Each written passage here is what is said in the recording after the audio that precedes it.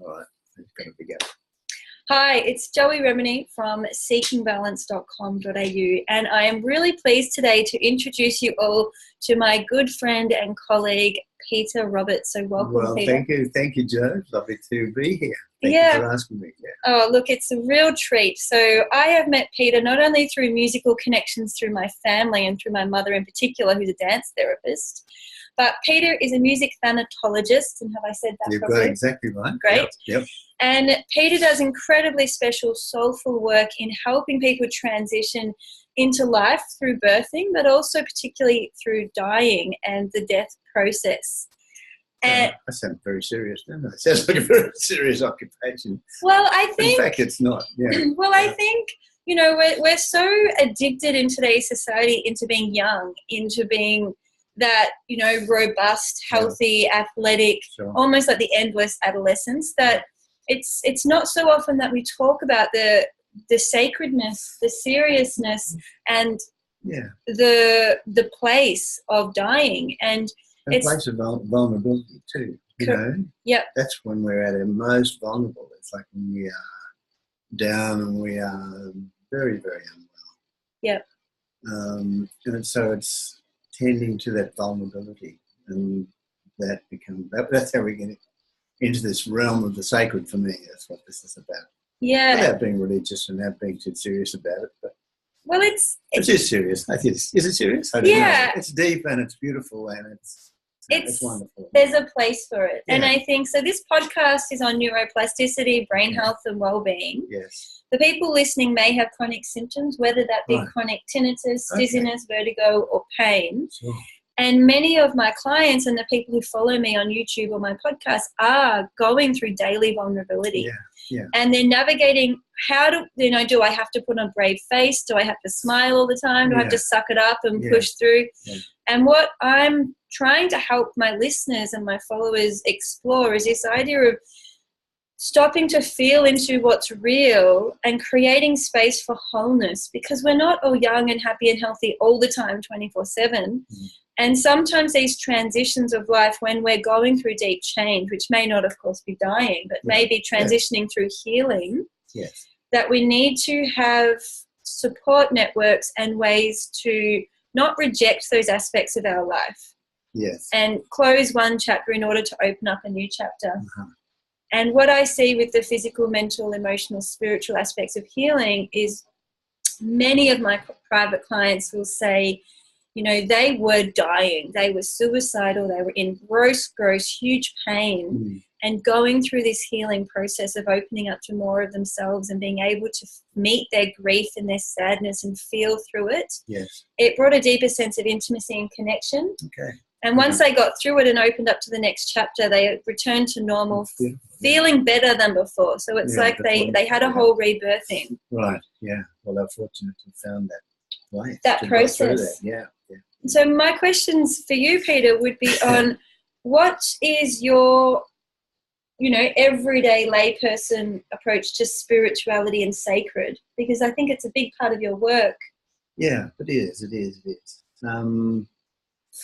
Gosh, you start with a big question first, don't you? Do you want to maybe... the everyday, sure. For me, I tend to always keep thinking it's about music. Maybe people don't know what I do, and the role of a music thanatologist, you know, it's got a difficult to pronounce name, and I tend to put that behind me, but it's offering music to someone who's at the very, very end of their life. And it's live music, it's not recorded music, and so we enter into a very intimate space. So this person's extremely vulnerable, and so are the family members. And so the offering of music, it's not just entertainment or favourite music or pleasant tunes or relaxation music. I am trying to reach that person in their vulnerability and say, hey, is this where you are? Can I just play music to you? Does this sound like where you are? It may be sad, it may be not, it may be uplifting, but always gently trying to hold them in their vulnerability and helping them just to rest into it more and more, and so that they let go into it. You know, and letting go could be the end of life, or it could be letting go into a deep, deep, deep peace or sleep or whatever. And this happens for babies, and this happens for people not just dying. The music thanatology part was my training, and that's what I specialised in for years and years. But I've extended that to play for anybody. Yep. And so here's where the sacredness comes for me. The notion of, you know, the playing comes from a deep place in me, and I'm not going to get too heavy about it, but there is this deep, deep place for me that this music somehow or other it connects to something more than me. You know, those words sound trite as soon as I say it, but in the music, that's where it is, and I like to try, and I do, invite the person I'm playing for into that. Mm-hmm. Hey, listen to this. Can you feel this? Can you feel this? Can I speak to that a bit? Yeah. So if we to think about humans are connective beings, we're not solo beings. Okay. You know, from an evolutionary cavewoman, caveman perspective, we've always been in tribes. Mm-hmm. And it can feel so lonely. And, you know, I get emails all the time from my clients saying, I feel so alone. I feel so isolated. Yeah. Nobody understands me. Yeah. And so I just want to put forth how important it is to regain that sense of both connection and having a relationship with life, with yourself, and potentially with somebody else, which could be somebody like Peter or somebody like me, who cannot push you or force you or make you fake things, but actually say, is this where you're at? Is this what you're feeling? And I'm here with you. I'm sharing that feeling, and we'll stay here as long as you need to. Yes. Because we know this feeling is finite and temporary, and it's going to shift. Yeah. And when your next feeling comes along, we'll be with you for that too. Mm-hmm. And so it's this giving permission to feel again. So we're not having to fake and reject and go, oh, no, I'm fine. I've got it all sorted. Yes, I understand. And this kind of sacred relationship building with self and other. And there is that musical analogy, or this happens in music. I could just go and play things to say to people, come on, cheer you up, you look sad. Let me play something that'll cheer you up, let's have a laugh. Let's do an Irish jig. Good Irish jig. You know, but in fact, what I'm trying to do is mirror back to the person what I am presuming, I'm guessing, I'm feeling a place that they may be. And I'm not trying to change anything. I'm just trying to say, hey, this is where you are. This is where we are. This is where we are. It's okay. Yeah. And other people in the room may not be in that place. They may not understand that, but I am absolutely connected to that person, and I'm just trying to hold them and let them feel that there's someone here that actually knows. And this happens wordlessly, so there's no conversation. It's the music that's holding them. The music is a neutral. It's me. It's the harp. It's the, you know, so the music is an amplifier for me. The harp is an amplifier. I'm saying, hey, I'm going to play this to you, and it's this for you. Yeah. So you might find a friend who could do that for you. Well, if you're fortunate to find a person who gets real, like, doesn't have to talk, or just be with you in that.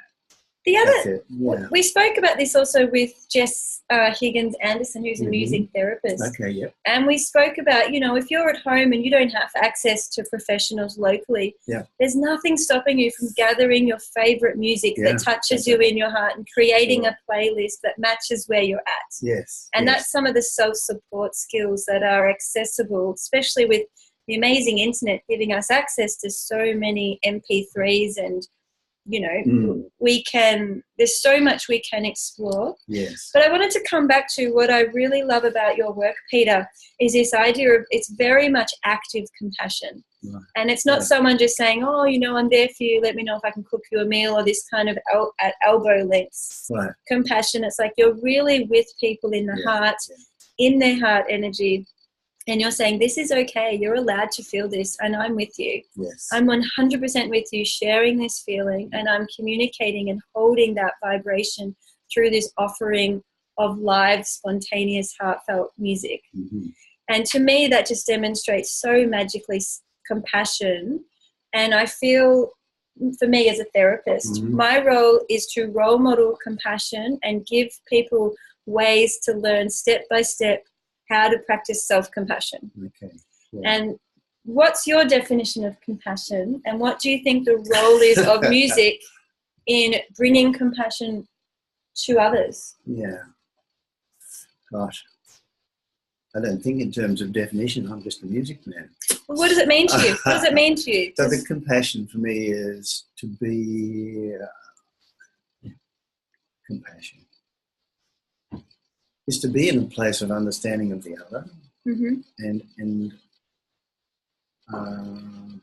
it's reaching out from that place of understanding, and yeah, I'm not very good at definitions. That's why I play the music.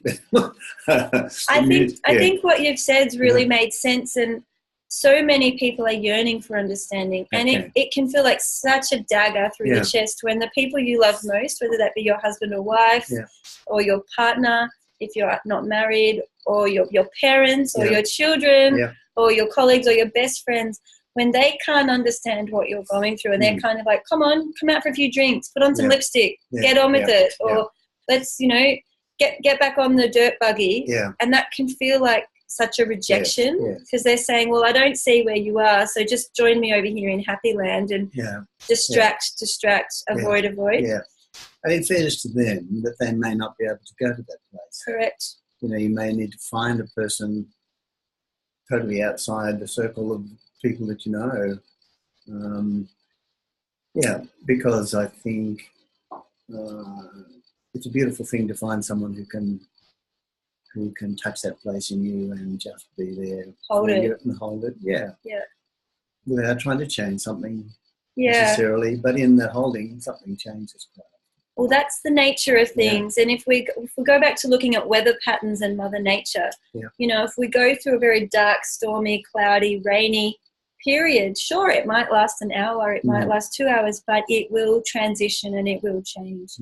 And our human emotions, even the deepest grief, really operate in a similar fashion, that once we allow the rain to fall and we don't block it and, get in there and try and band-aid up the clouds, it really does transition into the next feeling, which could very well be relief or intimacy or connection, compassion, warmth. So coming back to family members and the people who love us most, I wanted to build on what Peter said, which is often we feel the dagger and we feel the hurt. Why don't you understand me? But it's no one's fault. It's not your fault for feeling that rejection, and it's not their fault for not understanding you, because it is very difficult to connect with deep emotions, especially if you haven't been through them. And I know my experience of depression, anxiety, and deep trauma have been so much better than any textbook I read in my psychology training. And it offered me a deeper embodied experiential sense of what it meant to go through deep grief, or what it meant to go through deep isolation or self-doubt. And through that experience, when I see and feel other people in that, I can say, I know. I see that and I get that. And there's but if that's not in your feeling repertoire and people don't get that, it doesn't exist for them. They've never seen it, never felt it. They're so just like, what are you talking about? Exactly. So I'm curious, should we have a little musical interlude? We could. Do you want to just show people kind of some of the beautiful instruments It's kind of interesting. That people, this is a new instrument that people may never have seen, and it came from an idea of mine. My daughter designed this little logo here, and Australian gum leaf, and my family and my daughters, both daughters and my wife, are at home making this while I'm talking to you. I know, it's amazing. Nice? Family. But the idea of this instrument is that it's immediately playable and it's calming. It's called a reverie harp. And so just play a little, just have a listen. One note after the other, nothing too clever. Anyone could do this.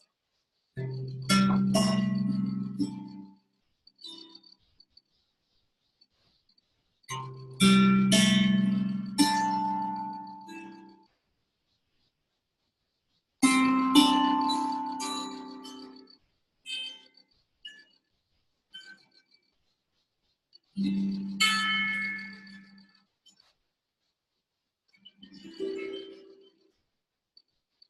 could do all sorts of tricky things, but there's something beautiful in the simplicity. I'm playing one note after the other. Slowly. Slowly.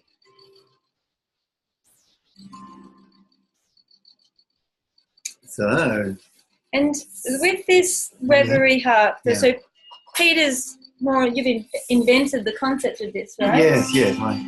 And for me personally, my mother owns one of these harps. So I think I met Peter's harp before I met Peter.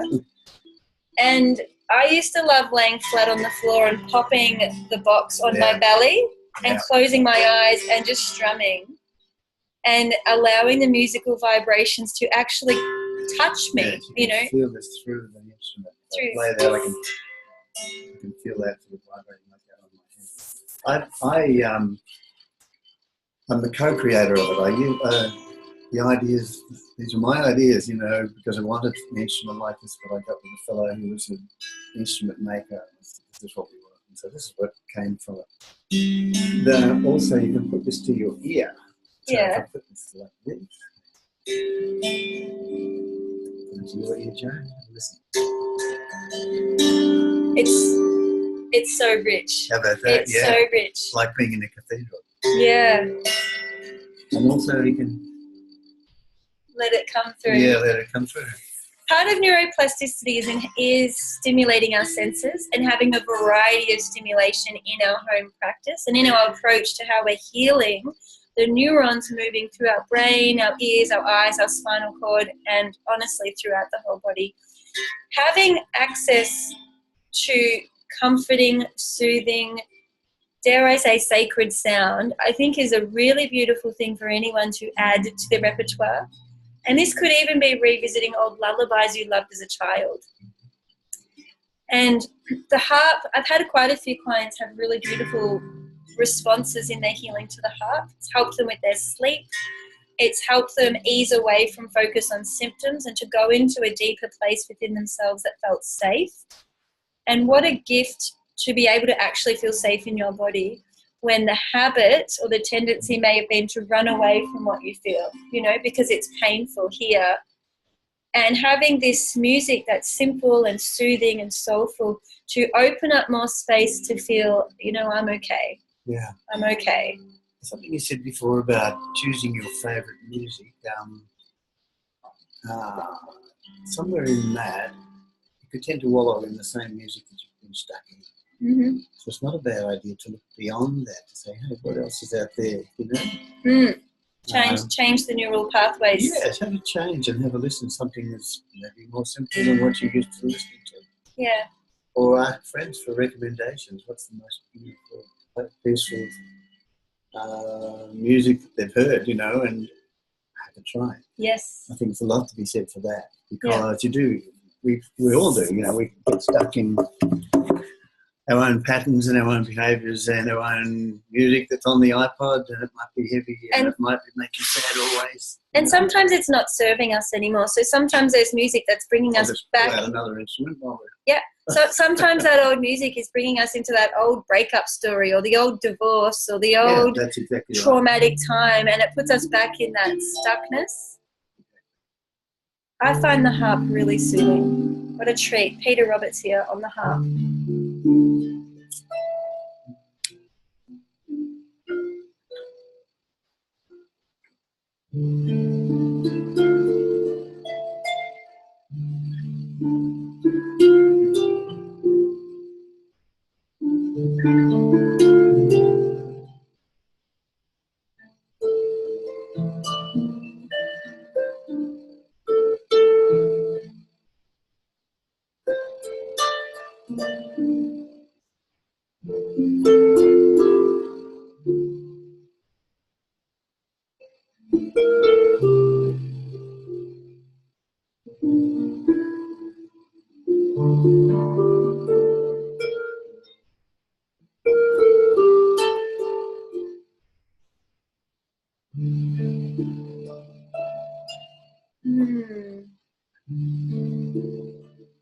Don't ask me a question because I can't speak anymore. I'm sure the part of me that plays the harp is the part of my brain that is where the language comes from. Because honestly, I can barely speak when I'm playing. And you can say, what are you playing? But just can't get my head back to from where I was. Anyway, actually, you know more about that than me. I was going to say, that's a really good demonstration. Keep playing by all means. Yeah. It's a really beautiful demonstration of single tasking. And part of neuroplasticity is knowing what you want your brain to focus on. So if Peter says, I want to put my attention into music making and offering for the listeners of this YouTube and podcast, it means that his brain can really dedicate as many neurons as possible to the emotional and physical motor centers of his communication, his musical areas of his brain, his fingertips. He can recruit all of those neurons to the one task. But if he starts answering questions from me, and I've got a couple of more questions for him, I'm actually drawing his focus away from the music, so he can't concentrate and really give his best to the musical communication, because some of those neurons will then go into his speech brain, into his language brain, into his, oh my goodness, Joey's asking me questions brain, and it would dilute the creativity and dilute the impact of his music. So single tasking rather than multitasking is always going to be your best bet when you're trying to train the brain at anything and trying to really build neural capacity and neural networking. If we're doing lots all at once, including ruminating and being emotional while trying to do a balance exercise or while trying to work on exercises for your vertigo, tinnitus or pain, if you're highly emotional but your exercise is over somewhere else, that emotion will actually kind of sabotage the exercise and the emotional neurons will take over. So generally speaking, you've got to address the emotion first and come to a place of self-soothing and self-connection, and then focus on driving or walking or whatever it is you're doing. That's interesting. Yeah, I've never heard that before. And that's worth knowing, yes. The brain's amazing. So are you up for another question? Okay. Just a light question. If I don't know the answer, I'll start playing again, right? Well, I don't think there is an answer. My question is, what are your thoughts on resistance and surrender? And if you were to think about the clients you're often working with who might be in a great place of resistance and hating where they are, and then I'm guessing through your work you're perceiving a lot of surrender and a lot of openness to surrender through a process.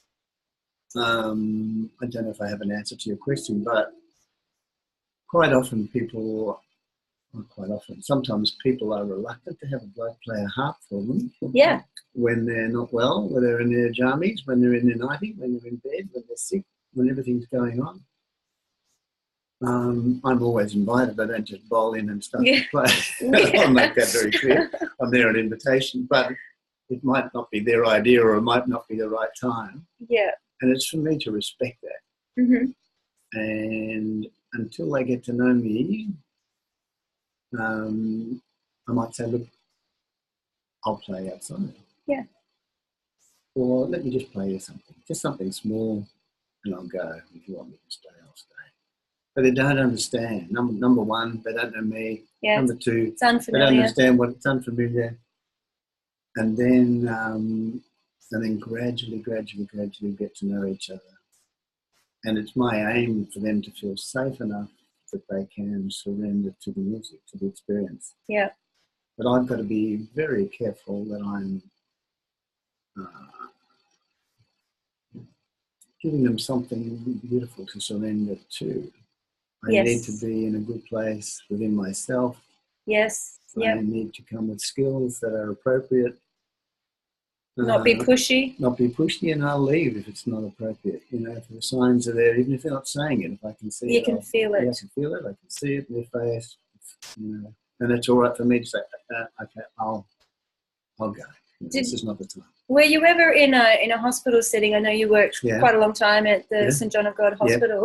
Yeah. Were you ever playing in the corridors, so you weren't actually in their space, but just... Yeah, sure. And what was the reaction to that? Because I imagine other people would have heard and they're like, wow. Yeah, well, I have a magnificent story in the book. I've written a book and there's a beautiful story. Share it with us and plug your book too. Let people know about your book.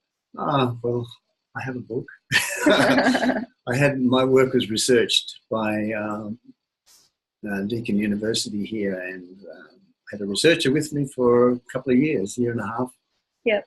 And so she collected the stories from people, and she said, "You've really got to write a book about it. So much is going on, so much is happening." So that's where the book came from. But I didn't start off to plug the book. I just wanted to mention the fellow. There was a man there who his wife was dying. Mm. I had no idea of that. I was in the area, and I was just outside the door. I mean, I don't know how much time we've got, but we could read the letter. Would you like to hear the letter that you wrote? It's in the book. If you want to share it, sure. Have you got it? So beautiful. Have you got it handy? Yeah, just a second. Great. Stay tuned. So I'm just waiting for Peter Roberts to grab his book. And I'm sure many of you have never heard of music thanatology, and this is a really new concept. Mm. But just because we haven't heard of things doesn't make them any less incredible and worthy of learning about. And part of my podcast is really to open people up to the plethora of options that are available out there. We don't have to just go down the mainstream, generic, pop this pill, do this bedside exercise, repeat this generic program.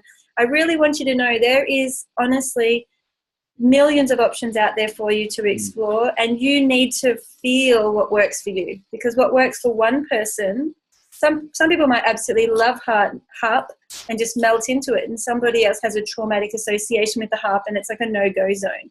So just honouring everyone's different, and I think I'm trying to find the letter. Just a little bit. That's beautiful. We'll get there. We'll get there.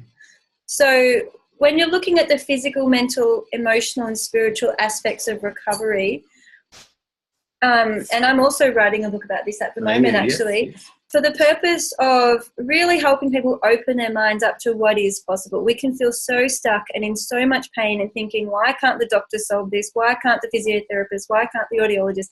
Why can't the kinesiologist? Why can't X, Y, and Z help me or fix me? And the reason is because you are in control of your neurons. You teach your neurons how to wire and how to hardwire new pathways. So if you don't like the way you're feeling, or your old patterns and your old neural circuits are not feeling normal anymore, and you're feeling not quite right, or you've got loud sounds, or you've got unstable, dizzy feelings, or deep depression, anxiety, or grief, you can actually lean into those feelings in order to let your brain sort them out and reorganize them. And that's neuroplasticity. Nobody else can do that process for you, because it takes time, it takes commitment, it takes humility, it takes readiness, it takes lots of support by professional people who can professionally journey with you through that process. I have plenty of people using the Rocksteady program, which is a self-study resource, so that they can do it at home on their own, whenever they want, midnight, midday, doesn't matter. You just click play and you engage with that self-reflective and learning process whenever you want. So there are lots of options out there, and if you're feeling stuck or alone, we get that. There's a really good reason for that. And that's because society really gives us the very loud option of traditional medicine and the major main solutions, yeah? Yeah. And if that's all you've been exposed to and you haven't been able to find other options that work for you, then yeah, you would feel isolated and stuck and alone. And I've just found the letter. Okay, so here we are. And what's your book called before we read the letter? It's called The Harp and the Ferryman. The Harp and the Ferryman. So here's an excerpt read by Peter Roberts. But I only brought this up because you mentioned what happens when you play outside the door. Now, yeah. I didn't know this man. I've never met this man. I've met him since. Go for it. He's talking about his wife. He and his wife had been together for 38 years. And our two beautiful children, mum and a sister from Perth, were there. We weren't prepared fully for her passing, as we thought there would be at least one more Christmas, maybe two. I had noticed you in one of the corridors and was mesmerised by the beautiful simplicity of what you were doing. The notes from heaven were gently moving through the woods. It seemed like each note floated directly to the heart for its healing purpose. You took up a position right outside her room and filled our most sacred space with love and healing. The the perfume of flowers and your music, the world a standstill. All of our senses filled to overflowing, and it is this so imprinted in each of us there that will last forever. Each note gently played for Jill's final moments, the beautiful being easing gracefully. So you can see why we're so touched. We are true believers in the extraordinary and holy repertoire of sacred moment therapies. I love that. Beautiful. But it's so much more than that. And this is what I meant about the difficulty of finding words.